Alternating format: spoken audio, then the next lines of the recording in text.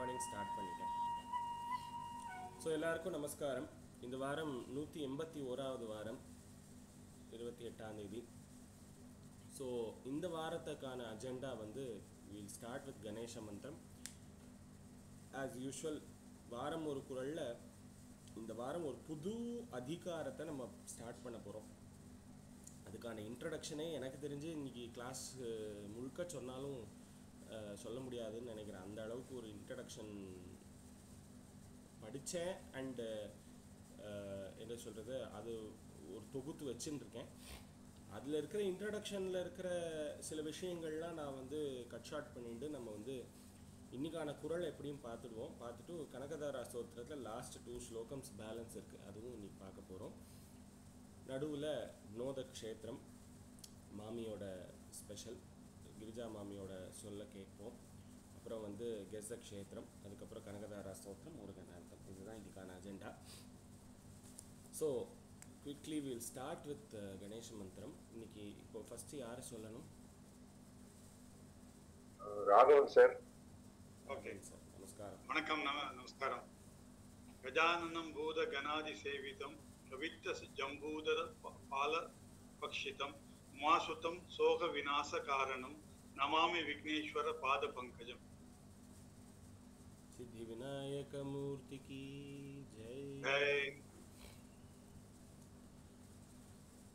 இந்த வாரம் ஒரு குறளில் இந்த 10 நாளுக்கு அப்புறம், அந்த 10 வாரத்துக்கு அப்புறம் வர ஒரு வாரம் வந்து எனக்கு ரொம்ப ஜாலியாக இருக்கும்.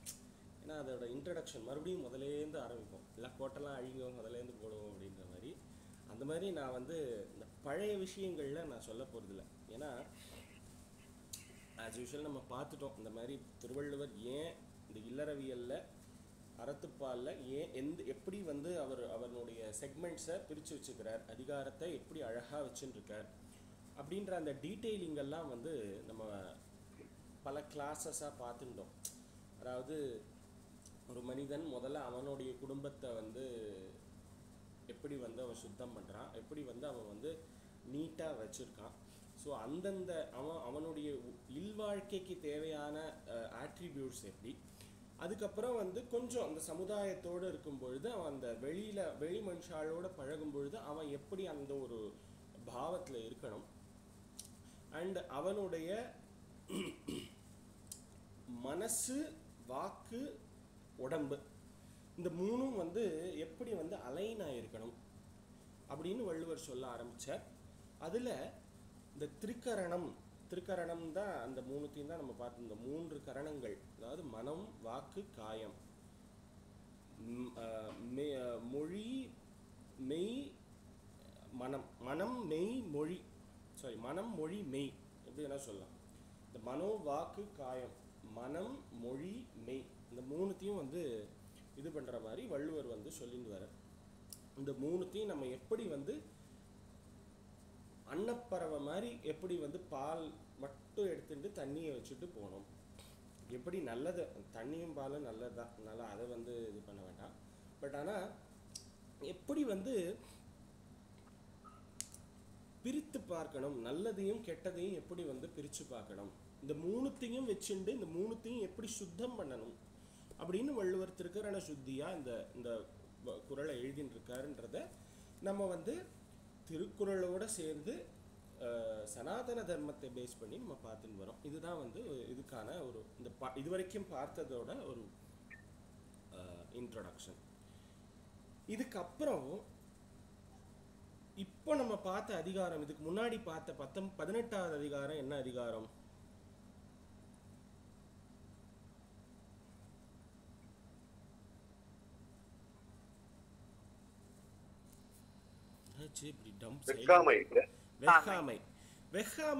வெகாமை வந்து இந்த மூணுத்துல எந்த கரணத்தை பேஸ் பண்ணி இருக்கிற ஒரு இது?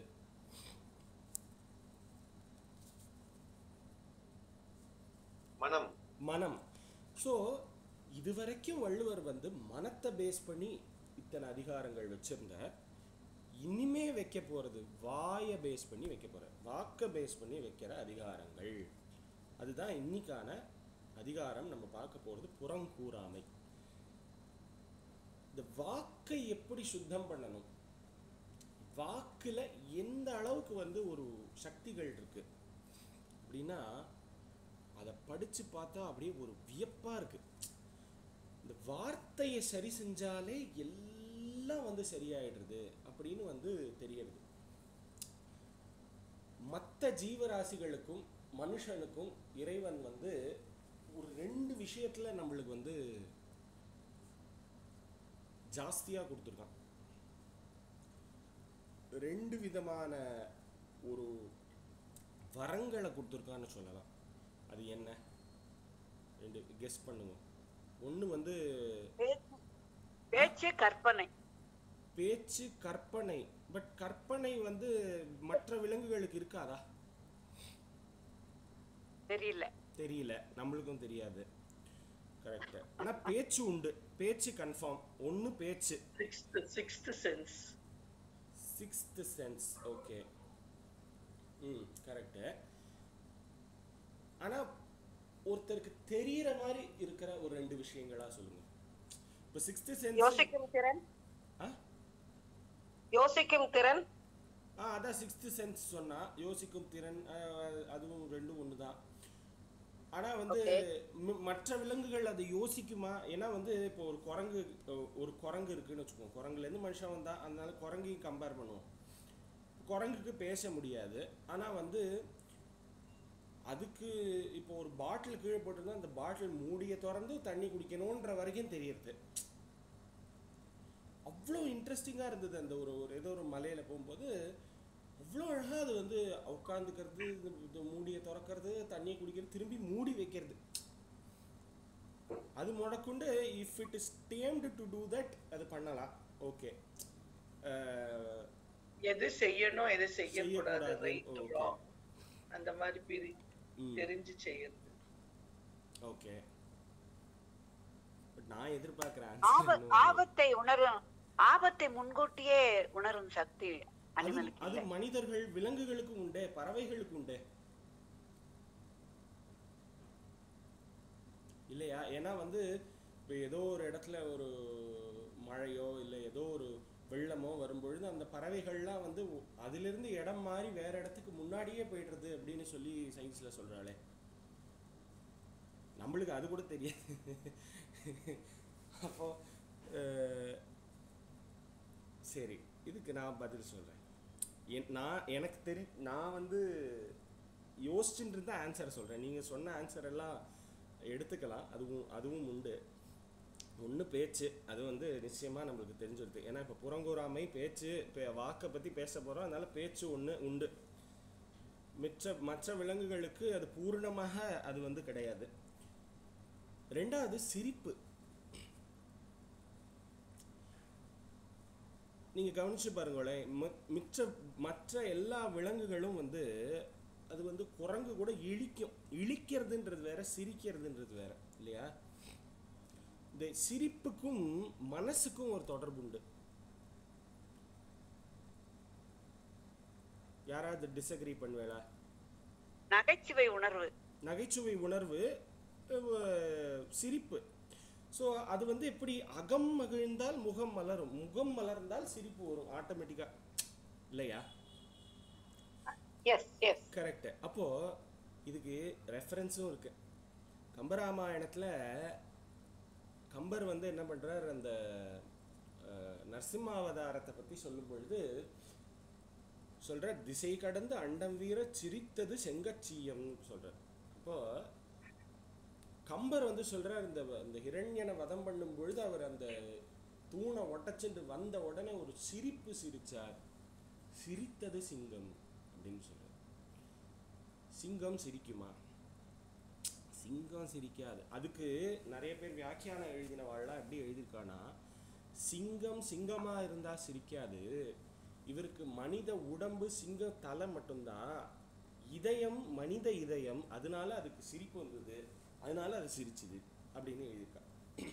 அப்படி நிருசிம்மர் வந்து அதனால மனத்தை தொடர்புடையது சிரிப்பு. அந்த சிரிப்பு தெரியறது எல்லாருக்கும். ஸோ 2 கிஃப்ட்ஸ் நம்மளுக்கு கிடைச்சிருக்கு. ஒன்று வந்து பேச்சு, இன்னொன்று சிரிப்பு. இது 2த்தையுமே ஒருத்தன் வந்து அதாவது ஒரு மனுஷன் வந்து சிரிச்சுட்டு இருக்கணும் எப்பவுமே. அதாவது என்ன சொல்றது, அந்த சிரிக்காம உருன்னு ஒருத்தன் இருந்தான்னா அவன் வந்து அவனுக்கு கொடுத்த கிஃப்டை அவன் ஒழுங்கா அதை பயன்படுத்தலை அப்படின்னு அர்த்தம். அப்போ இப்போ பேச்சுக்கு வந்துடுவோம், சிரிப்பை வச்சுடுவோம் அந்த பக்கம். அப்போ ஒரு பேச்சு அதை ஒழுங்கா பயன்படுத்தினால் அது வந்து மந்திரமாக மாறும். இப்போ வேதம் படிக்கிறா எல்லாரும். இந்த வேதத்துக்கு ஸ்ருதின்னு பேரு. வேதம் வந்து எங்கேயாச்சும் ஏட்டுல இருக்கா? கிடையாது. ஸ்ருதினா என்ன அர்த்தம்? அன்னைக்கு நம்ம எல்லாம் பார்த்தோம், நம்ம ஒரு பழைய கிளாஸ்ல எல்லாம் பார்த்துருக்கோம். கேட்டல் திறனை, கேட்பதால், அதை கேட்டு கேட்டு சொல்வதால் அதுக்கு பேர் ஸ்ருதி. சப்த ரூபமாக அது தோன்றினது. It is based on sounds. வேதம் அப்படிங்கிறது இந்த சவுண்டுன்றது என்ன அப்படின்னா, இப்போ எவ்ரி என்ன சொல்கிறது சென்ஸ், அதுவுமே வந்து ஒவ்வொரு பஞ்சபூதத்தோட கலந்ததாக இருக்கு. அதாவது இப்போ நிலத்தை பேஸ் பண்ணி, நிலம் எப்படி வந்து நம்மளுக்கு தெரியறது அப்படின்னா மூக்கு. இந்த மூக்குனால இந்த இந்த வாசனை வந்து எதனால தெரியறது நம்மளுக்கு அப்படின்னா நிலத்தினால தெரியறதா. அதனால்தான் மண் வாசனை அப்படின்னு சொல்றேன். இந்த மண்ணிலிருந்து வர்றது தான் வாசனை. இந்த மண்ணோட சம்பந்தப்பட்டதெல்லாம் தான் வாசனையா நம்மளுக்கு தெரியறது அப்படின்னு சொல்றா. அதே மாதிரி நாக்குல சுவை எப்படி தெரியறதுன்னா நீரின் மூலமா தெரியுது. அந்த நாக்குல ஈரத்தோட இருக்கும் எப்பவுமே நாக்கு. அது ரெண்டு விதத்தை உணர்த்துறது. அந்த ஈரம் இருந்தால்தான் அந்த சுவை தெரியும்ன்றது ஒண்ணு. ரெண்டாவது நம்ம ஈரத்தோடு பேசணும்ன்றது ஒண்ணு. அந்த மாதிரி இந்த கண்ணுக்கு ஒளி எப்படி தெரியறது?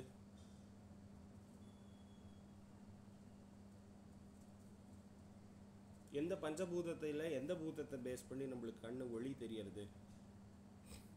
வெளிச்சம். தீ, நெருப்பை பேஸ் பண்ணி தான் நம்மளுக்கு ஒளி இருக்கு. அது மாதிரி உடம்புல உணர்ச்சிகள் எதை பேஸ் பண்ணி இருக்கு?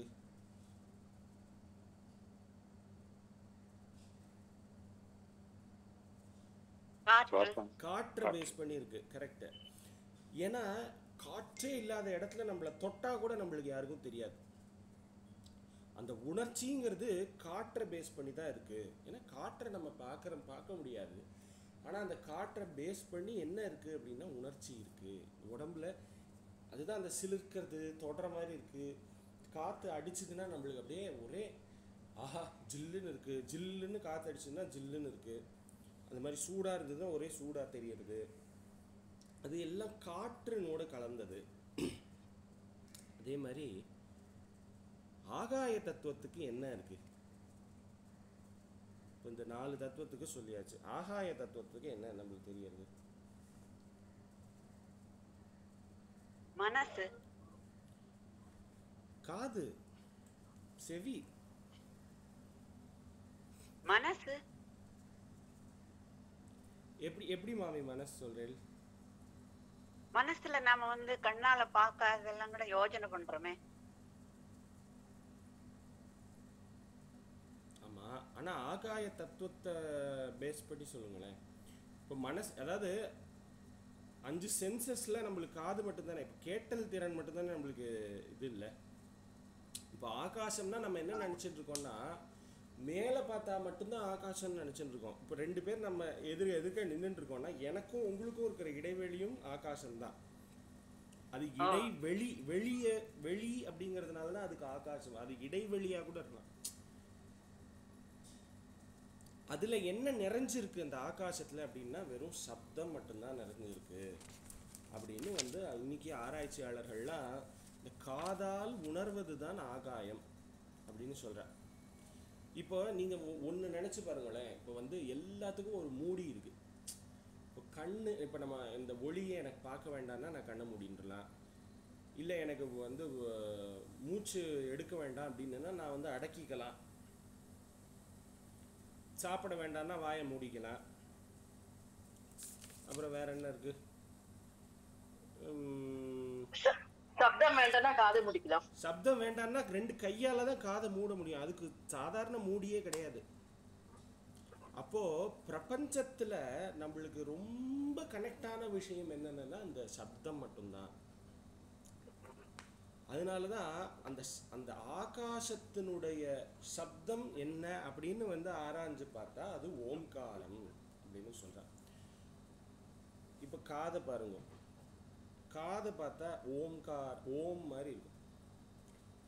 ஸோ அப்போ எல்லா அதாவது எல்லா விதமான பூதங்களுக்கும் ஆதாரம் வந்து ஆகாசம். ஸோ அந்த ஆகாசத்தை உணர்த்துறது நம்மளுடைய காது. ஸோ இந்த பிரபஞ்சமே இறைவனுடைய ஒரு வடிவம். அதில் என்ன இருக்கு அப்படின்னா அது என்ன உணர்த்துறது அப்படின்னா இந்த சப்தத்தை பேஸ் பண்ணி நம்மளுக்கு வந்து அதை வந்து காண்பிக்கிறது. அந்த சப்தம்ன்றது எங்கிருந்து வந்தது அப்படின்னா அந்த சப்தம் வந்து இறைவனுடைய மூச்சு தான் அந்த சப்தம் அப்படின்னு சொல்றான். ஒரு வேதத்துல வந்து இந்த சப்தங்கள் எப்படி தோன்றுதுன்னு பார்க்கும் பொழுது இந்த மாஹேஸ்வர சூத்திரம் அப்படின்னு ஒன்று இருக்கு. அதுல வந்து சொல்றார், இந்த பரமேஸ்வரன் வந்து இந்த டமருவை அடிக்கும் பொழுது வந்த சப்தங்கள் தான் வந்து அந்த இதெல்லாம் வந்து வந்தது ஐ ஊண்டுருக்கு அப்படின்னு சொல்லி அந்த ஒரு இது சொல்றா மந்திரம், அந்த சூத்திரம் ஒன்று இருக்கு, அதுல இருந்து வந்தது அப்படின்னு சொல்றான். இது மாஹேஸ்வராணி சூத்ராணி அப்படின்னு சொல்லி மகேஸ்வரர் வந்து எப்படி வந்து டமருவை அடிச்சாரோ அந்த டமருவை அடிச்சதுல இருந்து வந்த சப்தம் இதெல்லாம். அப்போ சத்தம் அப்படின்ற ஒண்ணு வந்து இப்ப நீர் வந்து பூமிக்குள்ள, அந்த பூமி வந்து நீருக்குள்ள அடக்கம். நெருப்பு வந்து நெருப்புல அடக்கம் வந்து என்னென்ன அப்படின்னா நீரும் பூமியும் அடக்கம். ஸோ இதெல்லாம் வந்து கான்சென்ட்ரிக் சர்க்கிள்ஸ் மாதிரி வரைஞ்சுக்கணும். அப்போ அந்த கடைசி சர்க்கிள்குள்ள இந்த 4 விதமான பஞ்சபூதங்கள்ல 4 பூதங்களும் அடக்கமாறது எதுல அப்படின்னா ஆகாசத்துல அப்படின்னு சொல்றான். அப்போ சப்தம், அதாவது சப்தம் ஒன்று வந்து புறப்பட்டுருத்து. இப்போ நம்ம வாயிலிருந்து நம்ம ஒரு வார்த்தையை சொல்லிட்டோம் அப்படின்னா அது இல்லாம பண்ண முடியாது. இந்த என்ன சொல்றது, எதை கொட்டினா அள்ளிடலாம், சொல்ல கொட்டினா அள்ள முடியாதுன்னு ஒரு இது உண்டு இல்லையா? சிந்தின வார்த்தையை அள்ள முடியாது. சிந்தின வார்த்தையை அள்ள முடியாது. கொட்டலாம் வார முடியாது. ஆமா, அந்த மாதிரி இந்த ஒரு சத்தம் வந்து நம்ம வாயிலிருந்து அது வந்து புறப்பட்டுருச்சுன்னா அதை வந்து திரும்பி வாங்க முடியாது. இப்போ பிரபஞ்சத்துல அது வந்து சுத்தின்ண்டே இருக்கும். அதனாலதான் வார்த்தையை ரொம்ப கேர்ஃபுல்லா பயன்படுத்துங்கோ அப்படின்னு வந்து சொல்றான். அந்த மாதிரி பயன்படுத்தினவாள்லாம் இன்னைக்கு மகான்கள் ரிஷிகளா இருக்கு. ஒரு அதாவது என்ன சொல்றது, ஏர் மீட்டர் அப்படின்னு ஒன்று இருக்கு. இந்த ஏர்ல நம்ம வந்து பேசினதெல்லாம் ரெக்கார்ட் ஆகுது. அந்த பர்டிகுலர் ஃப்ரீக்வன்சியை நம்ம வந்து டியூன் பண்ணினா நம்ம எப்போ என்ன சொன்னோன்றது வந்து நம்மளுக்கு அது வந்து கேட்கும் மறுபடியும் அப்படின்னு சொல்லி ஒரு ரிசர்ச் ஒருத்தர் பண்ணிட்டு இருக்கா அப்படின்னு படித்தேன். அந்த விஷயத்தை பேஸ் பண்ணி தான் சஞ்சயன் அப்படின்றவன் வந்து மகாபாரதத்துல திருதராஷ்டிரனுக்கு இங்க உட்காந்துட்டே அங்க என்ன நடக்கிறதுன்னு சொல்றான். நல்லா புரிஞ்சுக்குவோம், இதெல்லாம் சயின்ஸ் பேஸ்டு. உட்காந்து கண்ணை மூடினா அங்க நடக்கிறது இங்க தெரியறது அப்படின்னு சொல்றோம்னா that is based on that frequency. So அந்த ஃப்ரீக்வன்சியை பேஸ் பண்ணி இருக்கு. அந்த ஃப்ரீக்வன்சி எதுல இருக்கு? ஆகாசத்துல இருக்கு. இதுக்கு ரிசர்ச் பண்ணிட்டு இருக்கா. நான் வந்து இதுவா சொல்லலை, சும்மா வாய்க்கு அந்த மாதிரி சொல்லலை. இது ரிசர்ச் பண்ணிட்டு இருக்கான்றத படிச்சிருக்கேன் நான். அதாவது அம்பு படுக்கையில் இருக்கும் பொழுது பீஷ்மர் வந்து சொன்ன ஸ்லோகங்கள் தான் வந்து விஷ்ணு சஹஸ்ரநாமம்னு சொல்கிறேன். அந்த விஷ்ணு சஹஸ்ரநாமம் எப்படி ரெக்கார்ட் ஆச்சு அந்த காலத்தில்? அப்படின்னா இந்த மாதிரி அந்த ஃப்ரீக்வன்சியை பேஸ் பண்ணி தான் ரெக்கார்ட் ஆச்சு அப்படின்னு சொல்கிறா. அதுக்கான ரிசர்ச் பண்ணிட்டு இருக்கா. இது மிச்ச மதத்தில் எந்த மாதிரியான இது பண்ணிட்டு இருக்கான்னா, இப்போ இயேசுநாதர் வந்து சொன்ன அந்த அந்த இடத்துக்கு போய் அவர் வந்து எந்த இடத்துல எப்படி வந்து சொல்லியிருப்பாரோ அந்த ஏர் மீட்டரை பேஸ் பண்ணி அந்த ஃப்ரீக்வன்சியை பேஸ் பண்ணி அவர் சொன்னதையே அப்படியே ரெக்கார்ட் பண்ணுற மாதிரி ரிசர்ச் பண்ணிட்டு இருக்காளாம். இதெல்லாம் வந்து எப்படி அப்படின்னா அந்த ஏர் மீட்டரை பேஸ் பண்ணியிருக்கு அப்படின்னு சொல்கிறேன். ஸோ அப்போ அந்த பர்டிகுலர் ஃப்ரீக்வன்சிக்கு அதை டியூன் பண்ணினால் அதுக்கப்புறம் எழுதினவா வந்து ஏதோ ஒரு அடிஷனில் இல்லை அவா பேரில் இருக்கிற ஒரு இதில் வந்து வார்த்தைகளை மாற்றிருக்கலாம், இதை மாற்றிருக்கலாம். அப்போ அவள் எந்த மாதிரி அந்த ஒரிஜினல் ஸ்கிரிப்ட் வந்து எப்படி இருக்குது அப்படின்றத கண்டுபிடிக்கிற அளவுக்கு இன்றைக்கி வந்து ரிசர்ச் பண்ணிட்டு இருக்கா. அப்போ இந்த அளவுக்கு செலவு பண்ணி ரிசர்ச் பண்ணுறவாலாம் சும்மா பண்ண மாட்டான் இல்லையா? அதுக்கான ஆதாரங்கள் எங்கே? இப்போது நம்ம ஏதோ ஒரு யாரோட ஹிஸ்ட்ரியோ போய் தேடணும் அப்படின்னா நம்ம எங்கே போய் தேடுவோம்?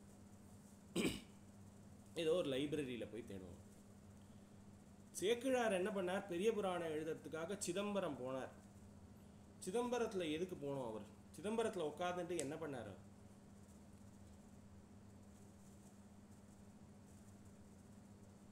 அந்த சிதம்பரத்தில் என்ன லைப்ரரி இருக்கா? சேக்கிழார் போகும்பொழுது சிதம்பரம் ஆகாச ஸ்தலம். இப்போ கனெக்ட் பண்ணி பாருங்க. சேக்கிழார் வந்து பெரிய புராணம் எழுதுறதுக்காக சிதம்பரம் போய் அங்கே உட்காந்து கண்ணை மூடினார். உலகெல்லாம் உணர்ந்து ஓதற்கரியவன் ஆரம்பித்து கட கட கட கட கட கடன்னு எழுதினார். ஏன்னா அவருக்கு அந்த ஃப்ரீக்வன்சியில் அவருக்கு அந்த அந்த எல்லா நாயன்மார்களுடைய வரலாறுகளும் அவருக்கு அப்படி தெரிஞ்சுது, அப்படி அவருக்கு கேட்டது, அதை வச்சு எழுதினார் அப்படின்றது நம்மளுக்கு தெரியாது. ஸோ அப்போது இதெல்லாம் நான் ஏன் சொல்ல வரேன்னா, சவுண்டுக்கு அவ்வளோ பவர் இருக்குது. அது வாக்கினுடைய பவர். அந்த வாக்கு, இந்த சவுண்ட் எங்கேருந்து வருது? இப்போ நம்மளுக்கு மனுஷாளுக்கெல்லாம் வாக்கிலிருந்து வருது. அப்போ இந்த வாக்கை நாம் எப்படி பயன்படுத்த வேண்டும் அப்படின்றது வந்து ரொம்ப இம்பார்ட்டண்ட். அந்த வாக்கில் என்ன மாதிரியான குற்றங்கள் இருக்குது அப்படிங்கிறத தான் வள்ளுவர் சொல்ல போகிறார். அதாவது வாக்கில் 4 குற்றங்கள் உண்டு. என்னென்ன அப்படின்னா பொய், கடும் சொல், குறளை, பயனில சொல்லாமை. 4 விஷயங்கள். ஒன்று பொய், இன்னொன்று கடும் சொல். அதாவது உனக்கு வந்து வாக்குன்னு ஒரு அமிர்தத்தை கொண்டு வந்து இறைவன் உனக்கு கொடுத்துருக்கான். நீ வந்து இந்த மாதிரி ஒரு அமிர்தத்தை இந்த மாதிரி கொண்டு போய் சாக்கடையில் கொட்டுறியே அப்படின்னு வள்ளுவர் வந்து கேட்க போகிறார். ரொம்ப டீசெண்டாக கேட்க போகிறார். அவ்வளோதான் இந்த வாக்கை பற்றின அதிகாரம். இந்த 4 விஷயங்கள் போய், அப்புறம் வந்து கடும் சொல் சொல்கிறது, அப்புறம் வந்து குரலை பேசுறது, பின்னாடி பேசுறது, அப்புறம் பயனில சொல்லாமை. தேவையில்லாத விஷயத்தை தேவையில்லாத விஷயத்தையும் பேசாதங்கிறார் வள்ளுவர். பயன் இல்லாததை சொல்லாதங்கிறார். அப்படி இருந்தா நம்ம பேசுறது எல்லாம் மந்திரமா மாறும். அதுதான் வள்ளுவர் வந்து சொல்ல போறார். அந்த முதல் அதிகாரமானது புறங்கூறாமை. ஸோ இந்த புறங்கூறாமைன்ற அதிகாரம் ஏன் வெக்காமை அதிகாரங்களுக்கு அப்புறம் இருக்கு அப்படின்னா, அதுக்கு முன்னாடி இருக்கிற அதிகாரம் வரை மனக்குற்றங்களை அகற்றுவதற்காக சொல்லியிருந்தார். இந்த அதிகாரத்திலிருந்து வாக்கினுடைய குற்றத்தை வந்து சொல்வதற்காக அது வந்து சொல்லியிருக்கார். வாக்கின் குற்றங்களை நீக்கி அதை வந்து தூய்மைப்படுத்துவதற்காக அதை வந்து சொல்லியிருக்கார் அப்படின்னு சொல்கிறார். இந்த முதல் குறள் வந்து ரொம்ப டீசெண்டான ஒரு என்ன சொல்கிறது, ஒரு சிம்பிள் குறள்னா ரொம்ப சிம்பிள்னு நான் சொல்ல வரல. இட் இஸ் என்ன சொல்கிறது, ஓரளவுக்கு அது புரிஞ்சிக்க முடிகிற ஒரு குறள் அப்படின்னு நம்மளுக்கு தெரியுது. ஸோ அதனால் ஃபஸ்ட் இந்த குறளை பார்ப்போம், அதுக்கப்புறம் அதனுடைய மீனிங்கை பார்ப்போம். இன்னும் இந்த சப்தத்தின் பேஸ் பண்ணி நிறைய விஷயங்கள்லாம் சொல்ல வேண்டியது இருக்குது. அதெல்லாம் வந்து அடுத்தடுத்த கிளாஸில் அங்கங்கே ஒரு பிட்ஸ் அண்ட் பீசஸாக வந்து சொல்லலாம். ஸோ இப்போதைக்கு இதுதான் வந்து, அதாவது நம்ம வாக்கினுடைய ஒரு இம்பார்ட்டன்ஸை வந்து நம்ம தெரிஞ்சுக்கணுன்றதுக்காக நான் இந்த ஒரு பர்டிகுலர் இதை வந்து தொகுத்து சொல்லியிருக்கேன். ஸோ அப்புறம் வந்து பார்ப்போம். ஸோ புறங்கூறாமை அப்படின்றது என்னென்னா வந்து நம்ம பின்னாடி பேசக்கூடாது அப்படின்னு சொல்கிறது. ஸோ இந்த புறங்கூறாமையில் ஃபஸ்ட்டு குறளை இப்போ நம்ம பார்ப்போம். ஸோ இந்த குறள் சொல்கிறதுக்கு யாரை கூப்பிடலாம்?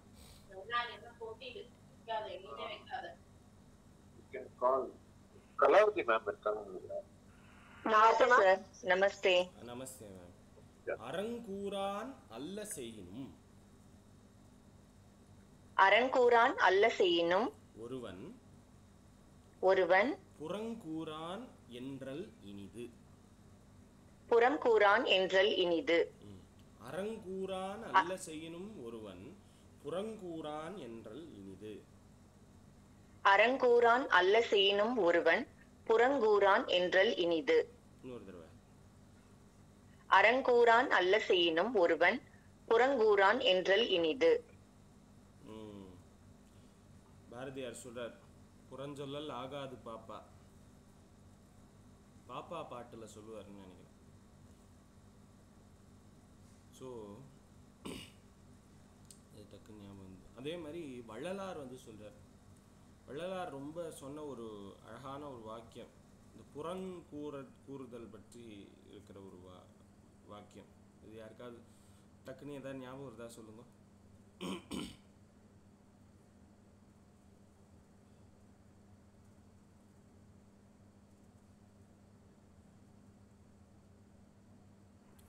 ஓகே. ஒருவன் அறங்கூறான் அல்ல செய்யினும் சொல்றார் வள்ளுவர். இது யோசிங்க, நான் அதுக்குள்ளே இதோட மீனிங் சொல்லிடுறேன். அதுக்கப்புறம் நான் எனக்கு ஞாபகம் வந்து தான் டக்குன்னு சொல்கிறேன். அறங்கூறான் அல்ல செய்யணும் ஒருவன். ஒருவன் அறங்கூறான் அல்ல செய்யணும். அதாவது தர்மத்தையே ஒருத்தன் பண்ணலைனாலும் பரவாயில்லன்றார் வள்ளுவர். தர்மமே புண்ணியம் பண்ணணும்னு அவன் வந்து நினைக்கவே வேண்டாம், பண்ணவே வேண்டாம். தர்மமே பேசவே வேண்டாம், பரவாயில்ல. அப்படின்னாலும் நீ என்னத்தை பண்ணாமல் இரு. இப்பா நீ இது பண்ணா கூட பண்ணலைன்னா கூட பரவாயில்லப்பா, இதை மட்டும் பண்ணிடாத. அடிச்சு கூட கேட்பான், அப்போ கூட சொல்லிடாத அப்படின்ற மாதிரி. அப்போது எதை பண்ணாதங்கிறத, நீ இதை பண்ணலைனாலும் பரவாயில்ல, சரி பரவாயில்ல, ஓகே உனக்கு தெரியாது, ஓகே, இல்லை உனக்கு தெரிஞ்சு நீ அதை பண்ண மாட்டேன்னு இருந்தால் கூட பரவாயில்ல, ஆனால் இந்த விஷயத்தை பண்ணிடாத, இது அதனினும் கொடிது. அதனால தானே இதை பண்ணலைனாலும் பரவாயில்ல, பண்ணலன்றதே ஒரு பெரிய பாவம். நீ தர்மத்தை பண்ணாமல் இருக்கிறது பாவம், பரவாயில்ல, அந்த பாவம் வரைக்கும் பரவாயில்ல. ஆனால் இதை புறங்கூறுதல் அப்படின்ற ஒரு விஷயத்தை பண்ணவே பண்ணாத, அடுத்தவா பின்னாடி பேசாத. அதுன்னா போருமே, அது இனிது, அது உனக்கு நன்மையை, அட்லீஸ்ட் அதுவாவது உனக்கு நன்மையை தரும் அப்படின்னு சொல்றார். அப்போ ஒருவன் அந்த வாழ்வில் செய்ய வேண்டிய எல்லா நல்ல தர்மங்களை செய்யாமல் இருந்தாலும் பரவாயில்லை, நல்ல சொற்களை பேசாமல் இருந்தாலும் பரவாயில்லை, நேர்மையான சொற்களை பேசி நேர்பட பேசினாலும் பேசாமல் இருந்தாலும் பரவாயில்ல. அப்புறம் வேற என்ன சொல்லலாம்?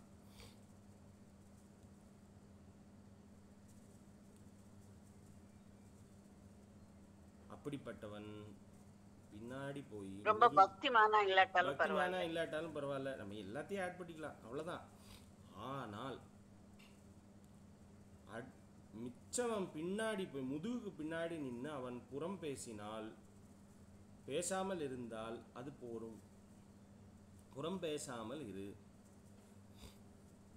அப்போ அறமற்றவன் ஒருவன் அட்லீஸ்ட் புறம் பேசாமல் இருந்தால் அது அவனுக்கு நன்மையே பயக்கும் அப்படின்னு சொல்றார் வள்ளுவர். ஸோ அப்படி ஞாபகம் வந்து கொடுத்து எனக்கு வள்ளலாரோடது. உள்ளொன்று வைத்து சொல்லுங்க. ஒருமையுடன் நினது திருவடி உத்தமர்த உணவு வேண்டும், அந்த மாதிரி அந்த சாக்குல உள்ளொன்று வைத்து புறமொன்று பேசுவார் உறவு கலவாமை வேண்டும். அதுதான். ஸோ இப்போ எல்லா நீதி நூல்கள் எல்லா விதமான நூல்கள்லையும் வந்து பார்த்தீங்கன்னா இந்த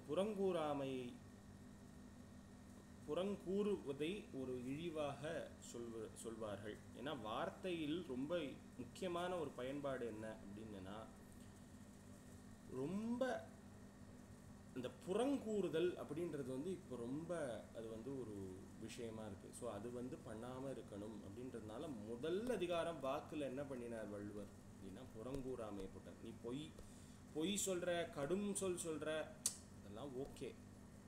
ஏன்னா ஒரு சில நேரத்தில் பொய் சொல்கிறதும் அவசியம்தான், ஒரு சில நேரத்தில் கடும் சொல்வதும் அவசியம். ஆனால் அதனால தான் அந்த 4 குற்றங்களில் பொய் கடும் சொல்ல விட்டார், குறளைக்கு வந்துட்டார் நேராக. ஏன்னா அதெல்லாம் விட ரொம்ப பயங்கரமான ஒரு விஷயம் இருக்குது, அதுதான் பண்ணக்கூடாது அப்படின்றதுனால வள்ளுவர் என்ன பண்ணார், நேராக புறங்கூறாமை. ஃபஸ்ட்டு எடுத்தோடனே வாக்கை சொல்லும்பொழுது புறங்கூறாமை சொல்லிடுறார். நீ வந்து தர்மமே பண்ணலான்னு பரவாயில்லப்பா, ஆனால் யார் பின்னாடியும் போய் பேசிடாத. அது பின்னாடி பேசாமல் இருந்தால் அது வரைக்கும் உனக்கு நன்மையை தரும் அப்படின்றது தான் இந்த முதல் குறள். அடுத்தடுத்த குறளை அடுத்தடுத்த கிளாஸில் பார்ப்போம். ஸோ இதுதான் இன்னைக்கான திருக்குறள், புறங்கூறாமையில் முதல் குறள். அறங்கூறான் அல்ல செய்யினும் ஒருவன் புறங்கூறான் என்றல் இனிது அப்படின்னு சொல்கிறார் வள்ளுவர். ஸோ இது ஒரு தடவை சொல்லிடுவோம், அடுத்த செக்மெண்ட்டுக்கு போகலாம். அறங்கூறான் அல்ல செய்யினும் ஒருவன் புறங்கூறான் என்றல் இனிது. நான் ஓரளவுக்கு கோர்வையாக சொன்னேன்னு நினைக்கிறேன். எங்கேயாவது மிஸ் ஆகிருந்தேன்னா மன்னிக்கவும். ஏன்னா நான் வந்து எல்லாத்தையும் தொகுத்து அங்கங்கே எழுதி வச்சுருக்கேன், எல்லாத்தையும் கோர்வையாக சொல்லணுன்றதுனால. பட் இருந்தாலும் கொஞ்சம் அப்படி இப்படி மிஸ் ஆகிருக்கிறதுக்கு சான்ஸ் இருக்குது. ஸோ அதனால் வந்து சூப்பராக இருந்தது. Thank you ma'am. ஸோ அடுத்த செக்மெண்ட்டுக்கு போகலாம். எஸ், கூறான்றதுக்கு கூறான்றது இங்க செய்யக்கூடாதுங்கிறது அர்த்தம் இல்லை. ஆமா, அறங்கூறான் அறத்தை சொல்லாமல் இருந்தாலும் பரவாயில்லை, தர்மத்தை பேசாமல் இருந்தாலும் பரவாயில்லை. இதெல்லாம் பேச்சை பேஸ் பண்ணி இருக்கிறதுனால அவர் வந்து பேசுறதா சொல்லியிருக்காரு. ஆமா, அதனால கூறான் சொல்றோம். ஒரு நிமிஷம், நம்ம சொல்ற வார்த்தை எல்லாம் மேல போய் ஆகாசத்துல சஞ்சரிக்கிறதுன்னு தெரிஞ்சுதானே அத ஒரு வேவ் லென்த்ல பூமி கொண்டு வந்து ரேடியோவை கண்டுபிடிச்சிருப்பா இல்லையா? கண்டிப்பா கரெக்ட். ரேடியோ கண்டுபிடிச்சதும் அதுதான். இன்னைக்கு வந்து வேற்று கிரகத்துல வந்து இப்போ இந்த புவனங்கள் அப்படின்னு சொல்லும்பொழுது பூமி மட்டும்தான் புவனம் நம்ம நினைச்சுட்டு இருக்கோம். இந்த மாதிரி எத்தனையோ புவனங்கள் இருக்கு, அத்தனை புவனத்திலையும் வந்து ஜீவராசிகள் இருக்குன்றத என்னைக்கோ சொல்லி வச்சிருக்கா நம்மளுடைய வேதங்கள்ல புராணங்கள்லாம். அதை இன்னைக்கு போய் எல்லாரும் ரிசர்ச் பண்ணிட்டு இருக்கா. இத்தனை கோடி லட்சம் கோடி ரூபாய் செலவு பண்ணி இந்த பூமியில உயிர் வாழலாமா, இந்த பூமியில உயிர் இருக்கா, அங்க தண்ணி இருக்கா, எல்லாம் பார்க்கறா பாருங்க. ஸோ ஒரு விதத்துல அவ வந்து நம்ம சனாதனத்தை நோக்கி தான் நகர்ந்துட்டு இருக்கா. பகவான சொல்லும் போது கூட அகிலாண்ட கோடி பிரம்மாண்ட நாயகான்னு சொல்லுவாள். ஆமா, அந்த மாதிரி இறைவன் எத்தனையோ புவனங்களை படைச்சிருக்கான். 7 புவனங்கள் படைத்தவனை பாடுறார் பாபநாசன்.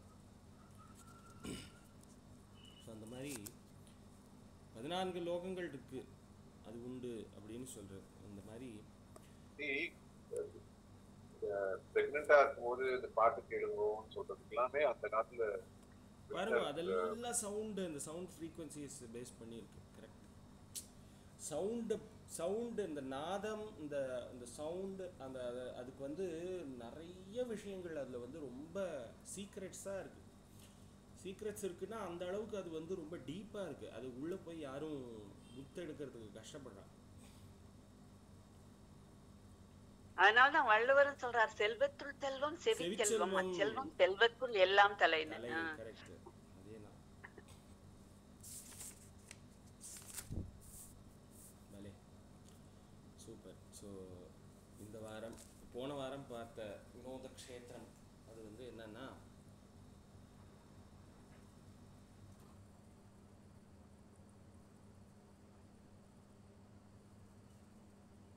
சொல்லலாமா?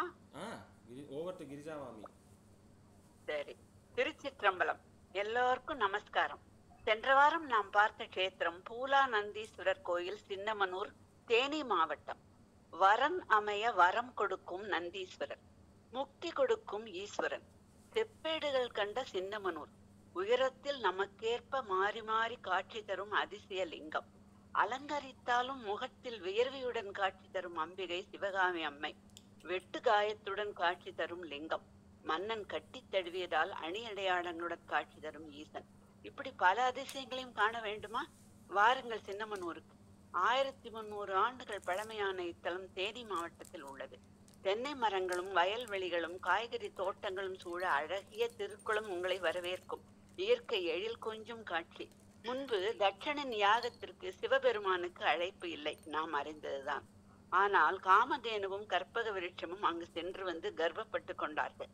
கோபம் கொண்ட வீரபத்ரர் அவர்கள் இருவரையும் சபித்து விட்டார். பூலா மரமாகவும் ஒரு எளிய பசுவாகவும் இத்தலம் வந்தார்கள் இருவரும். பூலா மரத்தடியில் இறைவன் சுயம்புவாக லிங்கமாக தோன்றினார். நான்முகனும் விஷ்ணுவும் இங்கு வந்து இறைவனை வணங்கினார்கள். இறைவன் அரிகேசரிநாதன் என்று அழைக்கப்பட்டார். இத்தலம் முன்பு அரிகேசரி நல்லூர் என அழைக்கப்பட்டது. இத்தலம் பற்றிய விவரங்கள் கந்த புராணத்தில் உள்ளது எனும் போது இதன் பழமையை நாம் அறிந்து கொள்ளலாம். ராஜசிம்ம பாண்டியன் என்னும் சிற்றரசன் சிவப்பு கற்களால் இக்கோயிலை கட்டினான். எதற்கு என்று பார்க்கலாமா? ஒரு சமயம் அவன் ஆட்சியில் வேடன் ஒருவன் ஒரு பசு தினமும் பூலா மரத்தடியில் பால் சொரிந்து நிற்பதை பார்த்தான். மரத்தின் வேரை கோடாலியால் வெட்டினான். குருதி பீரிட்டு வந்தது. அச்சம் கொண்ட வேடன் மன்னனிடம் தெரிவித்தான். மன்னன் வந்து பார்த்த போது ஓம் என்னும் ஒலி கேட்டது மரத்திலிருந்து. ஈசனை நினைத்து வணங்க சிவபெருமான் பிரம்மாண்ட வடிவில் தோன்றினார்.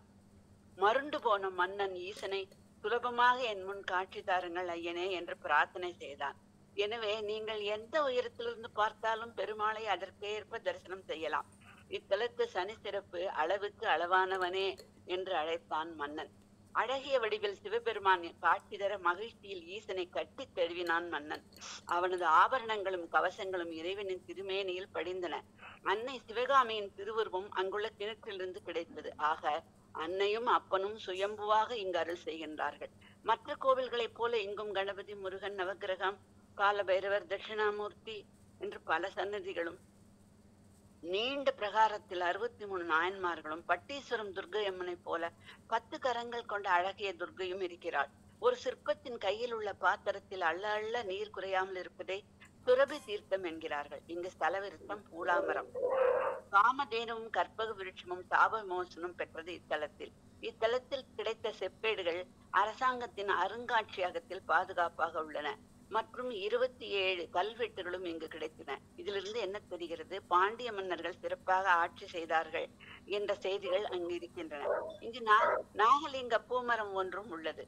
சிறப்பு வழிபாடுகளாக பண்டிகை நாட்களில் எல்லா சிவாலயங்களும் நடப்பது போல் இங்கும் நடக்கிறது. பிரதோஷ வழிபாடு, சித்திரை திருவிழா, இறைவனின் திருமணம், தேரோட்டம் எல்லாம் சிறப்பு. இங்கு மக்களும் கோவிலில் வந்து திருமணங்களை நடத்தி கொள்கிறார்கள் விமர்சையாக. திருமணம், மக்கட்பேறு, வியாபார விருத்தி, குடும்ப ஒற்றுமை என பலவித பிரார்த்தனைகளுடன் மக்கள் இத்தலத்தில் வந்து இறைவனை வேண்டி பயனடைகிறார்கள். நடை திறக்கும் நேரம் காலை 7 மணி முதல் 12 மணி வரை, மாலை 6 மணி முதல் 8 மணி வரை. அம்மனுக்கு அர்ச்சனை செய்கிறார்கள் எல்லோரும். என்ன கிளம்பியாச்சா சின்னமனூருக்கு? லிஸ்ட் போட்டு எடுத்துக்கொண்டு வாருங்கள். காமதேனுவும் கற்ப விருட்சம் உரையும் தலமல்லவா, கேட்டதெல்லாம் கிடைக்கும். பூலானந்தீஸ்வரரும் சிவகாமி அம்மையும் அருள் செய்வார்கள். நமச்சிவாய. வணக்கம். சூப்பர், ரொம்ப அழகான ஒரு ஸ்தலம். இதுதான் நான் கேள்விப்பட்டதே இல்லை. இன்னைக்கு மாமி சொல்ல தான் கேட்டிருக்கு. உடனே போகணும்னு ஆசையாக இருக்கு. இந்த மாதிரி அழகான ஸ்தலம். பூலா மரம்ன்றது வில்வ மரமா? இல்ல, அது வேற நினைக்கிறேன். வில்வ மரம் இல்ல. சரி சரி.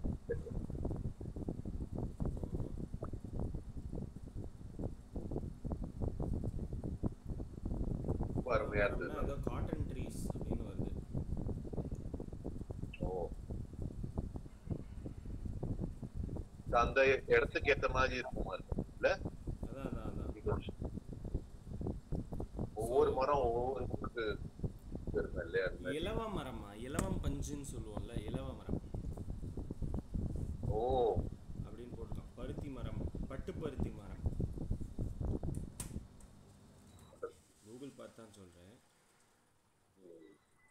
இலவமரம்னு போட்டிருக்காண்ணா. யா. ஸோ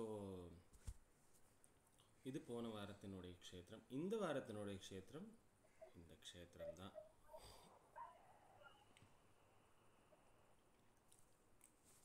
க்ளூ கொடுத்துருங்க. கொடுத்துடலாமே. மயிலாடுதுறை. மயிலாடுதுறை மாவட்டம்.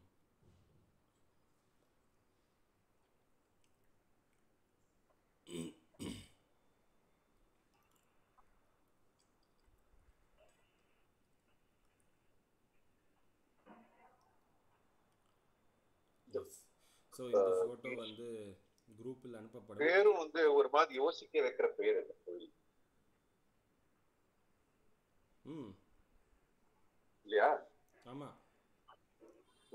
காம்பினேஷன் அந்த மாதிரி. மயூரநாதேஸ்வரரா? அந்த அளவுக்கு ஈஸியா கொடுக்க மாட்டோம். மாயூரநாதர் இல்லை. சிக்கல் சிக்கல்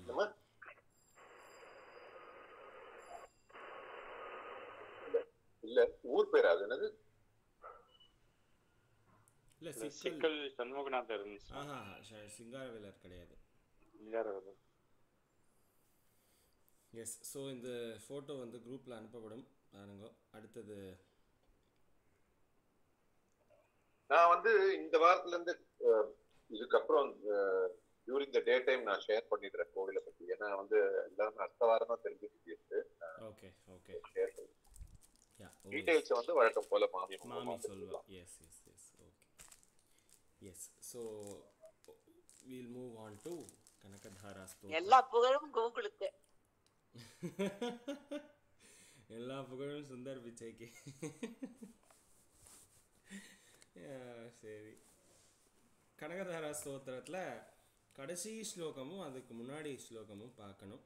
அதாவது 20-21 ஸ்லோகங்கள். அதில் 21வது ஸ்லோகம் அப்படிங்கிறது வந்து அடுத்த 21வது ஸ்லோகம் இஸ் நத்திங் பட் பலஸ்ருதி.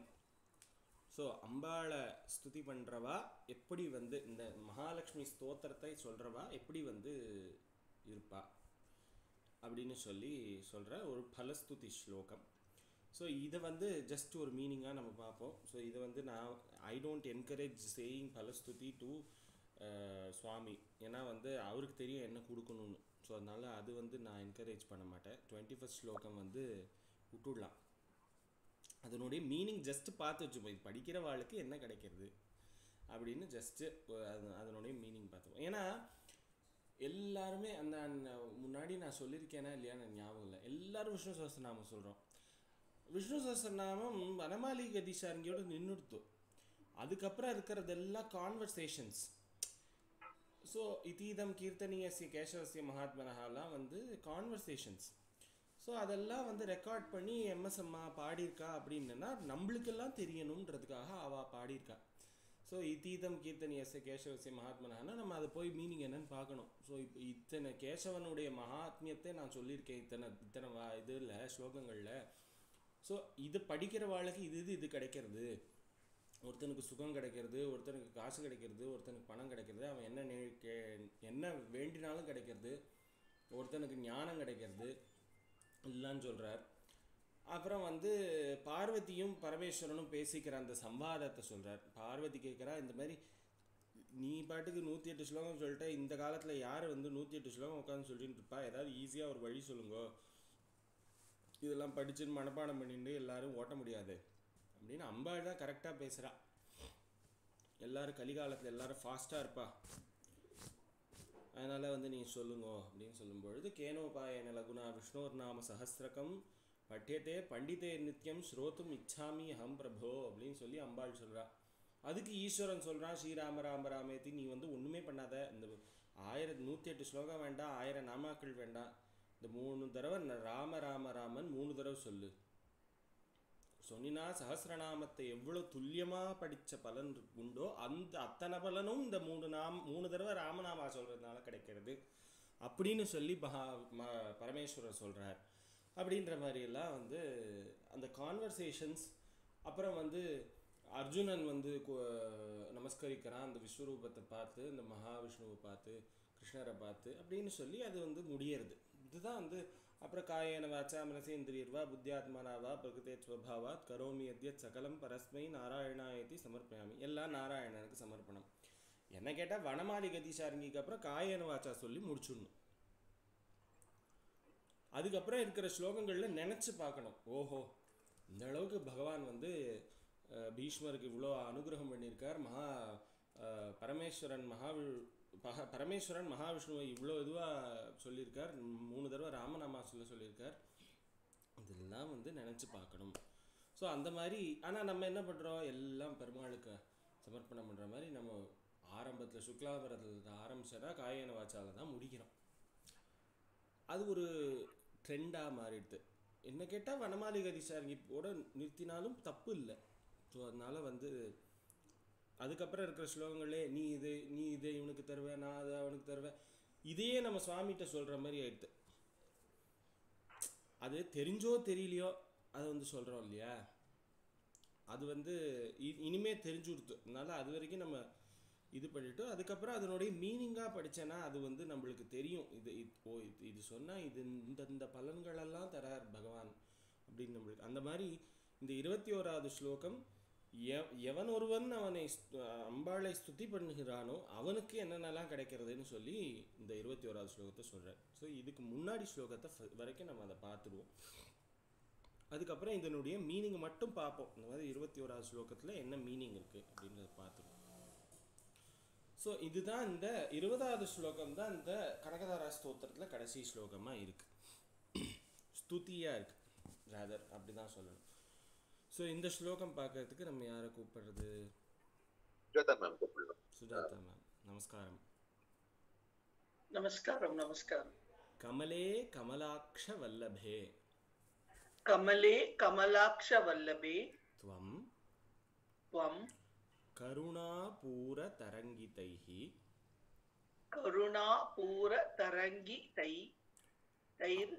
தைரபாங்கைஹி தைரபாங்கைஹி த்வம் கருணாபூர தரங்கிதைரபாங்கைஹி த்வம் கருணாபூதரங்கி தைரபாங்கைஹி.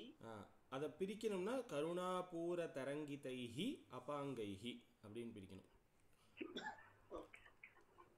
கமலே கமலாக்ஷ வல்லபே கமலே கமலாக்ஷ வல்லபே த்வம் த்வம் கருணாபூர கருணாபூர தரங்கிதைரபாங்கைஹி தரங்கிதைரபாங்கைஹி அவலோகயமாம் அவலோகயமாம் அகிஞ்சனானாம் அகிஞ்சனானாம். சேர்த்து வரும்போது அவலோகயமாம் அகிஞ்சனானாம் அப்படி வருது. அவலோகயமாம் கிஞ்சனானாம் பிரதமம் பாத்திரம் பிரதமம் பாத்திரம் அகிருத்ரிமம் தயாயாஹ அகிருத்திமம் தயாயாஹ கமலே கமலாக்ஷ வல்லபே த்வம் கமலே கமலாக்ஷ வல்லபே த்வம் கருணாபூர தரங்கிதைஹி அபாங்கைஹி கருணாபூர தரங்கிதைஹி அபாங்கைஹி அபாங்கைஹி பலே அவலோகயமாம் அவலோகயமாம் அகிஞ்சனானாம் அகிஞ்சனானாம் பிரதமம் பாத்திரம் பிரதமம் பாத்திரம் அகிருத்ரிமம் அகிருத்திமம் தயாயாஹ. ஸோ ஃபுல்லாக சொல்ல ட்ரை பண்ணுறீங்களா மாமி? சூப்பர். கமலா கமலாக்ஷ வல்லபே த்வம் கருணாபூதரங்கி தைரபாங்கைஹி அவலோகய மாம கிஞ்சனானாம் பிரதமம் பாத்திரமம் கிருத்தரிமம் தயாயாஹ. சின்ன சின்ன கரெக்ஷன்ஸ். கமலே கமலாக்ஷ வல்லபே கமலே கமலாக்ஷ வல்லபே அதே மாதிரி கருணாபூர தரங்கிதைஹி கருணாபூர தரங்கிதைரபாங்கைஹி. ஓகே. तरङ्गितैर पाङ्गैः அவலோகயமாம் அகிஞ்சனானாம் अवलोकयमाम् अकिञ्चनानां பிரதமம் பாத்திரம் प्रथमं पात्रम् அகிருத்ரிமம். अकृत्रिमम् அது ஏன்னா சேர்த்து இருக்கு, பிரதமம் பாத்திரம் அகிருத்ரிமம்னு இருக்கு. அது சொல்றதுக்கு நம்மளுக்கு கொஞ்சம் அந்த அகிருத்ரிமம்லாம் வந்து கொஞ்சம் ஒரு கொஞ்சம் டிஃபிகல்ட்டான வேர்டு, அதனால நான் அதை பிரிச்சிருக்கேன். பிரதமம் பாத்திரம் அகிருத்ரிமம் தயாயாக. प्रथमं पात्रमम् अकृत्रिमं दयायाः. Super super super. இன்னொரு தடவை மாமி. कमले कमलाक्षवल्लभे त्वं करुणापूतरङ्गी கருணாபூர करुणापूरतरङ्गी धैर्यपाङ्गैः अवलोकय मामकिञ्चनानां प्रथमं पात्रमम् अकृत्रिमम् பிரதமம் பாத்திரம் அகிருத்திமம் தயாயாஹ. Super super super. இன்னும் ஒரு தடவை சொல்லிடுங்க மாமி. கமலாக்ஷவல்லபே கமலாக்ஷவல்லபே த்வம் கருணா பூதரங்கி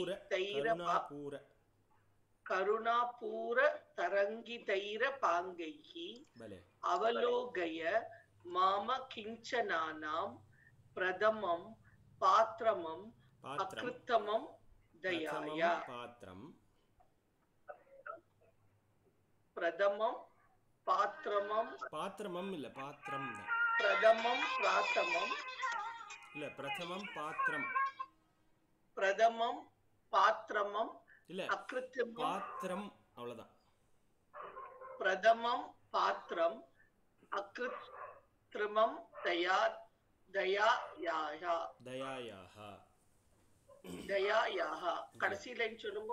பிரதமம் பாத்திரம்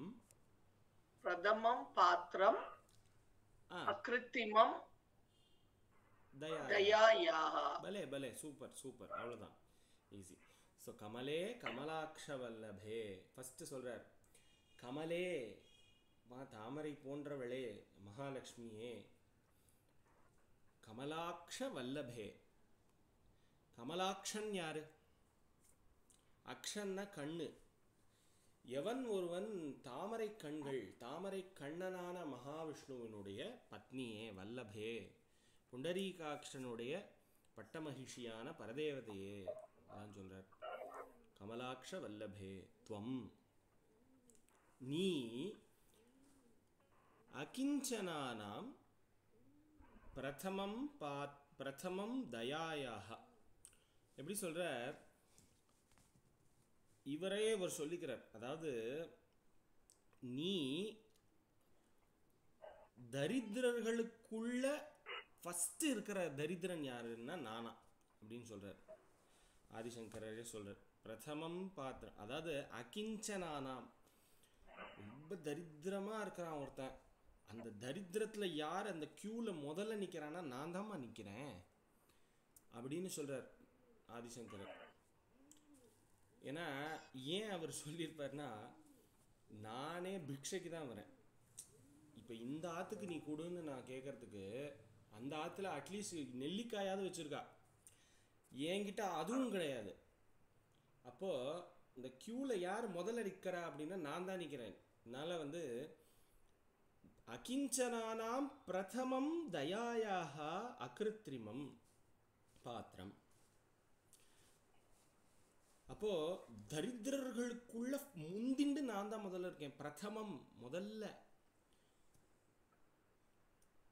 இந்த தரித்திரர்களுக்கு முந்தினவனாக உள்ள என் பேரில் உன்னுடைய கருணைக்கு தயாயாக, தயையே உருவான உன்னுடைய கருணை, இந்த கருணைக்கு அகிருத்ரிமம்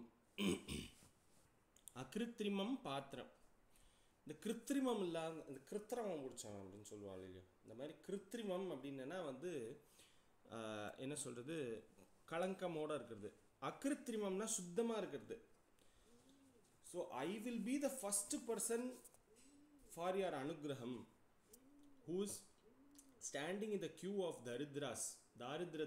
தாரித்திரம் இருக்கிறவனுடைய கியூவில் நான் தான் முதல்ல இருக்கேன். என் பேர் அந்த முதல் பாத்திரமாக நான் தான் இருக்கேன். அந்த கேரக்டர் நான் தான்.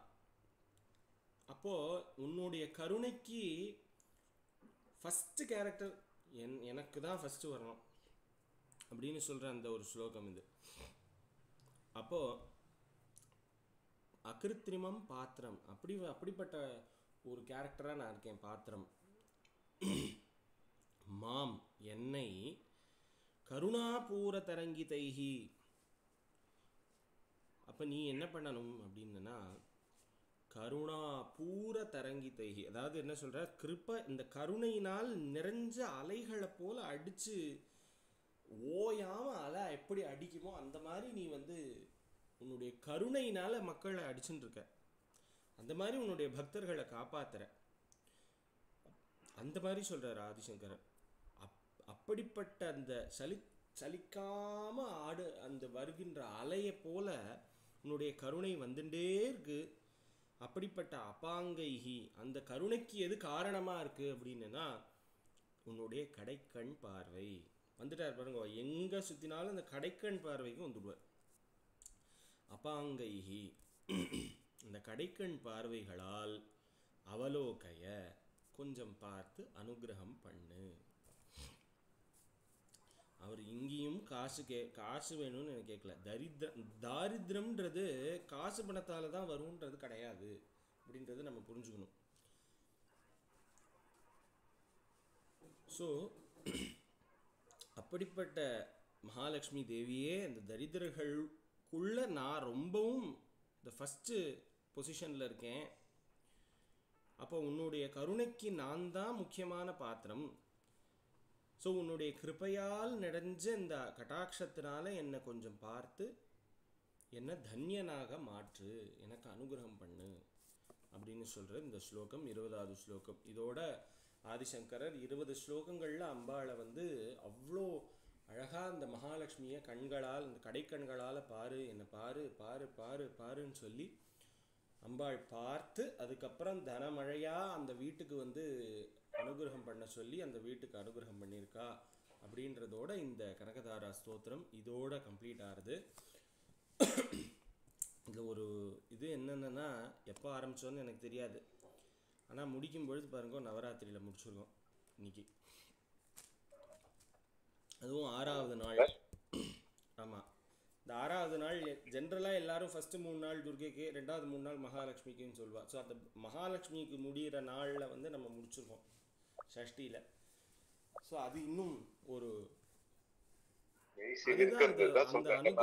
அந்த அனுகிரகத்தை அதுதான் நம்ம இது பண்ணுறோம். ஸோ அப்படிப்பட்ட மகாலட்சுமி தேவி எல்லாராத்துலேயும் சுபிக்ஷமாக இருக்கணும், எல்லாமே தரணும், தனம் தானியம் எல்லாமே தரணும்னு இந்த இடத்துல சொல்லிட்டு அது நீங்க நடுவுல நீங்க கான்சர்ட் இருக்குன்னு போயிட்டு நடுவுல அதெல்லாம் நான் நினைச்சுப்பேன், நடுவுல ஏன் இந்த மாதிரி பிரேக் வருது இல்ல, அது கடை இப்பதான் புரியுது அதோட சிக்னிபிகன்ஸ்ல, அது ரீசன் என்னன்னு இப்பதான் புரியுது. பகவான் காரணம் இல்லாம பண்ண மாட்டாருன்னு சொல்றேன். கண்டிப்பா கண்டிப்பா கண்டிப்பா. ஸோ இது 20வது ஸ்லோகத்தோட இன்னைக்கு கனகதாரா ஸ்தோத்திரத்தை கம்ப்ளீட் பண்றோம். அடுத்த ஸ்தோத்திரம் என்னன்றதை நான் யோசிக்கிறேன். அடுத்த வாரம் ஒரு புது ஸ்தோத்திரத்தோட வரேன். ஃபர்ஸ்ட் அதுக்குள்ள இந்த 21வது ஸ்லோகத்தை ஜஸ்ட் ஒரு மீனிங் மட்டும் பார்த்துருவோம். ஸோ இதுவும் ஆதிசங்கரர் எழுதினது. ஆமாமா, இது பலஸ்துதி. ஆமா, இது என்ன சொல்றாருன்னா, இந்த மாதிரி சொல்லி கொடுக்கறவங்களுக்கு எல்லா வல்ல இறைவன் எல்லாவற்றையும் அருளட்டும். பாக்கியம் மாமி, எல்லாம் உங்க ஆசீர்வாதம், பெரியவா உங்க மாதிரி எல்லாரோடைய ஆசீர்வாதம் கண்டிப்பா. அப்ப இது அதோட நான் என்ன நினைக்கிறேன், இந்த மாதிரி பஞ்சபூதத்தை பத்தி பேசுறது எல்லாம் சொல்றேன், அமைதியா உட்கார்ந்து கேட்டு கண்டிப்பா. ரொம்ப சந்தோஷம். கடவுள் எல்லாம் வல்ல இறைவன் உங்களை காப்பாற்று. தேங்க்யூ. உங்களையும் உங்க குடும்பத்தையும்.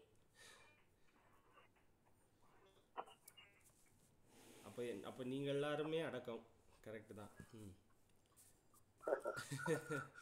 So thank you so much. ஏ ஸ்துவந்தி, அதாவது ஏ அன்வகம் அமீபிஹி ஸ்துதிபிஹி தான் சொல்கிறேன். ஸ்துபந்தியே ஸ்துதிபிர் அமீபிரன்வகம் த்ரயீமயீம் திரிபுவனம் ஆதரம் ரமாம் குணாதிகா குருதர பாக்ய பாகினஹ பவந்தி தே புவி புத பாவிதாசயாக.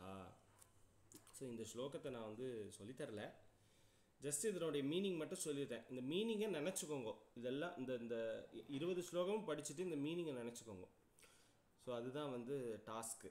ஸோ வந்து ஏ அன்வகம் அமீபிஹி ஸ்துதிபிஹி, யார் ஒருவர் எவர்கள் அன்வகம்னா தினந்தோறும். ஸோ இப்போ எப்படின்னா திருக்குறள் படித்தாலும் சரி இது படித்தாலும் சரி டெய்லி பண்ணணும். ஒரு நாள் ஆற்ற பெருக்கிட்டு நான் இன்னும் 1 மாதம் பெருக்க மாட்டேன்னு சொல்ல மாட்டோம் இல்லையா, டெய்லி பெருக்குவோம் வீட்டை. அந்த மாதிரி எவர்கள் தினந்தோறும், அன்வகம்னா தினந்தோறும், அமீபிஹி ஸ்துதிபிஹி இந்த ஸ்துதிகளால் திரிபுவன மாதரம், அம்பாள் யாரு? எல்லா லோகங்களுக்கும் ஜனனி, 3 உலகங்களுக்கும் ஜனனி. அவள் திரையீமயீம், சப்த பிரம்மஸ்வரூபமாக இருக்கிறவள். அப்படிப்பட்டவள் ரமாம்னா யாரு? மகாலட்சுமி. இந்த மகாலட்சுமி தேவியை ஸ்துவந்தி ஸ்தோத்திரம் பண்ணுகிறார்களோ தே த்ரயீமயீம் திரிபுவன மாதரம் ரமாம் குணாதிகா குணாதிகா குருதர பாக்ய பாகினஹ, அவர்கள் பவந்தி தே. ஸோ தே அவர்கள் புவி இந்த உலகத்தில், இந்த புண்ணிய பூமியில், குணாதிகாக அங்கே தான் வர ஆதிசங்கரர், குணத்தால் உயர்ந்தவர்களாகவும். அடுத்தது சொல்கிறார் குருதர பாக்ய பாஜினஹா ஆர் பாக்ய பாகினஹா. ஸோ அவளுக்கு என்னென்ன கிடைக்கிறது அப்படின்னா மேலான சௌபாகியம், எல்லா விதமான சௌபாகியங்களும் கிடைச்சு புத பாவிதாசையாக, புத பாவிதாசய யாரால பகுமானிக்கப்படுவார்கள் அப்படின்னா பெரிய பெரிய வித்வான்களால் பகுமானிக்கப்பட்ட அந்த மனோபாவத்தோடு கூடியவர்களாக பவந்தி ஆகிறார்கள். ஸோ அப்போ அவளுக்கு அஷ்ட ஐஸ்வர்யத்தோட கட்டாட்சத்துக்கு முக்கியமான அந்த பாத்திரம், இந்த லக்ஷ்மி கட்டாட்சத்துக்கு முக்கியமான பாத்திரமாக மாறி அவர்களுக்கு எல்லாம் இந்த பரம சௌபாகியம், இந்த என்ன சொல்கிறது, எல்லா விதமான அஷ்ட ஐஸ்வர்யங்களும் கிடச்சி மகான்களால் போற்றப்படுவார்கள் அப்படின்னு சொல்லி, அப்படிங்கிறது சித்தம் அப்படின்னு சொல்கிறார் ஆதிசங்கர். அப்படி பவந்தி கண்டிப்பாக இருப்பா அவ அப்படின்னு சொல்கிறார். ஸோ அதுதான் வந்து யார் வந்து தினந்தோறும் இதை பாராயணம் பண்ணுறாளோ அவளுக்கு இந்த விதமான எல்லா விதமான சகல சௌபாகியங்களும் கிடைக்கிறது அப்படின்னு சொல்லி இந்த 21வது ஸ்லோகத்தோட கம்ப்ளீட் பண்ணுறார் ஆதிசங்கரர். 21வது ஸ்லோகம் பலஸ்துதி, பலஸ்ருதி. அதனால தான் அது பலஸ்ருதின்னு சொல்கிறோம். ஸ்ருதினா கேட்கணும், பலனை கேட்டல் அப்படின்னு அர்த்தம். ஸோ இதோட வி ஆர் கம்ப்ளீட்டிங் ஆதிசங்கராச்சாரிய விரச்சிதம் கனகதாரா ஸ்தோத்திரம். So I think last slide அதுதான் இருக்கும்னு நினைக்கிறேன். इति श्रीमद् शंकराचार्य कृत श्री कनकधारा ஸ்தோத்திரம் சம்பூர்ணம். ஆக்சுவலாக நம்ம சம்பூர்ணமாக கற்றுருக்கோம். ஏன்னா அதோட மீனிங்கோடு சேர்த்து எப்படி இப்போ வார்த்தையை பிரிக்கிறதுன்றது முதற்கொண்டு சம்பூர்ணம் அப்படின்னு சொல்கிறதுக்கான அர்த்தம் பக்தி சங்கல்பத்தில் நம்மளுக்கெல்லாம் கிடச்சிருக்கு. இதை பற்றி படிக்கிற பாக்கியமும் எனக்கும் கிடச்சிருக்குன்றதுல ரொம்ப சந்தோஷப்பட்டு இன்னையோட இந்த கிளாஸ் ஓட we are completing ஆதி சங்கராச்சாரியருடைய கனகதாரா ஸ்தோத்திரம். So quickly will complete. ஒரு நிமிஷம் நான் எனக்கு தோணுது சொல்லட்டுமா? சொல்லுங்க மாமி. பெண்களாகிய நாம் தங்கம் விலை ஏறுறதேன்னு சொல்லி கவலைப்படுறதை விட்டுட்டு இந்த மாதிரி நல்ல விஷயங்களில் புத்திய செலுத்தி ஞானத்தை பெற்றுக்கொண்டால் அது தர சந்தோஷத்தை விடவா தங்கம் தந்தோட பொறுத்து. நிச்சயமா. கனகதாரா ஆமா அதுலயே தங்கம் இருக்கே. பாலா, சசி மேம் வந்து சசிகலா மேம் கேட்டிருக்கா மெசேஜ்ல, பார்க்க முடியுதா மெசேஜ்? ஒரு நிமிஷம் இருங்க.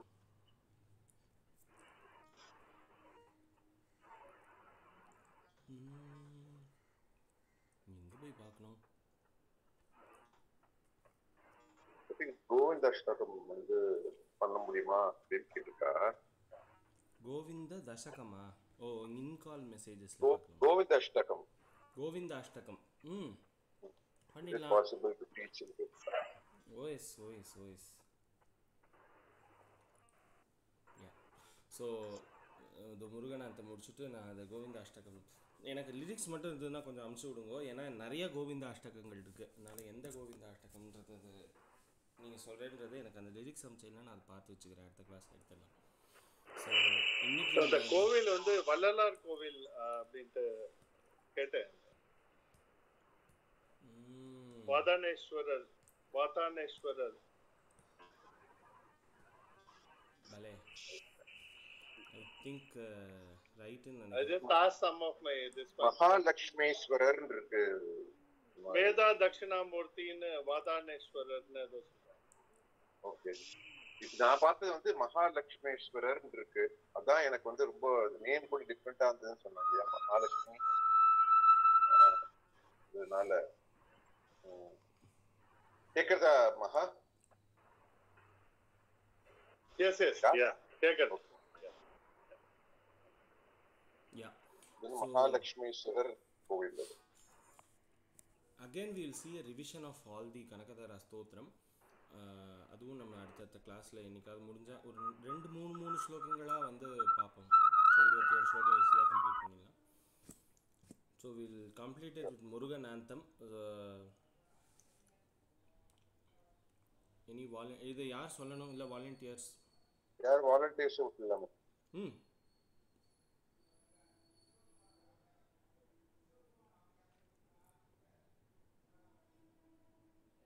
நான் சொல்லவா?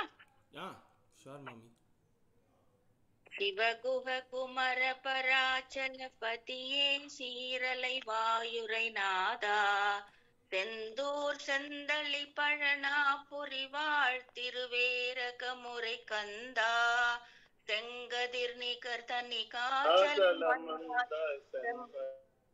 செம்பழ முதிர்வன எந்தாய் தவமருளாரா தாரா தவ முனிவரர் பணி வீரா தாதா கருண சுபோதா ஜய ஜய சங்கர பாலக மணியே தாரக மந்திர வினோதா சிவமே சிவமே சிவமே சரவண பவ சிவமே. வெற்றிவேல் முருகனுக்கு அரஹரோ அரோகரா. பராசக்தி மாதா கி ஜெய் ஜெய். ஆஞ்சநேய சுவாமி கி ஜெய் ஜெய். சாரி, இன்னைக்கு ஒரு 10 நிமிஷம் எக்ஸ்ட்ரா எடுத்துட்டேன்னு நினைக்கிறேன். ரொம்ப நல்லா இருந்தது. Thank you so much. நமஸ்காரம். ரொம்ப நல்லா தேங்க்யூ. ரொம்ப நல்லா இருந்தது. Thank you sir. நமஸ்காரம்.